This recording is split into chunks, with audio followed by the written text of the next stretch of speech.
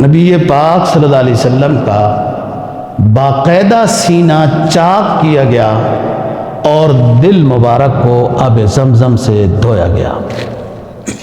یہ آپ کی زندگی میں 4 مرتبہ ایسا ہوا۔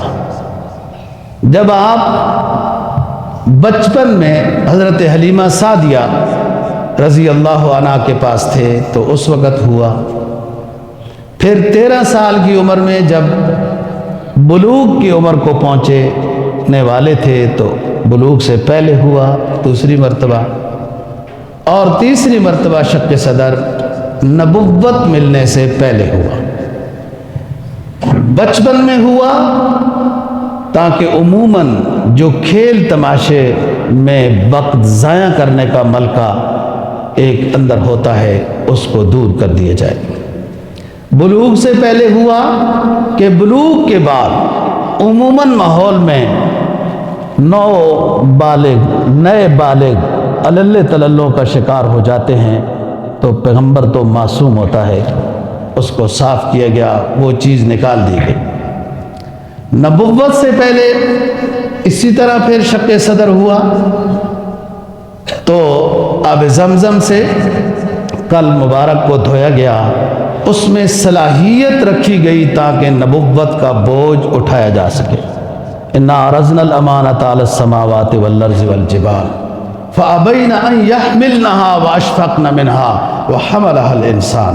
ہم نے امانت مختلف کائنات مخلوق کو پیش کی، انکار کر دیا، معذرت کر دی، اور امانت سے مراد قرآن مجید ہے۔ وحملها الانسان، ایک مخصوص انسان نے اس امانت اور اس بوجھ کو اٹھانے کے لیے اپنے آپ کو آمادہ کر دیا، اور وہ پیغمبر اسلام صلی اللہ علیہ وسلم۔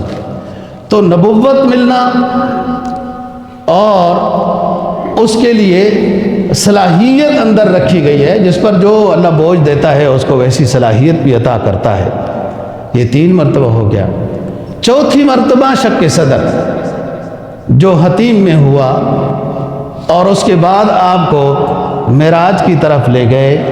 یہ معراج والی رات کو شق صدر ہوا ہے، اور باقاعدہ آپ کا تھوڑا سا داغ محسوس ہوتا تھا۔ یہ تو ڈاکٹروں نے نہیں آپریشن کیا تھا، ورنہ بڑا سا داغ نظر آتا نا۔ وہ تو ایک خاص مخلوق ہے جس نے یہ آپ کا آپریشن ہوا، اور دل مبارک کو دھویا گیا اور آب زمزم سے دھویا گیا۔ اب آپ اس سے خود سمجھ سکتے ہیں کہ آب زمزم بھی ایک فضیلت کے لحاظ سے کوئی معمولی پانی نہیں ہے، جس پانی سے نبی آخر الزمان صلی اللہ علیہ وسلم کے قلب مبارک کو دھویا گیا۔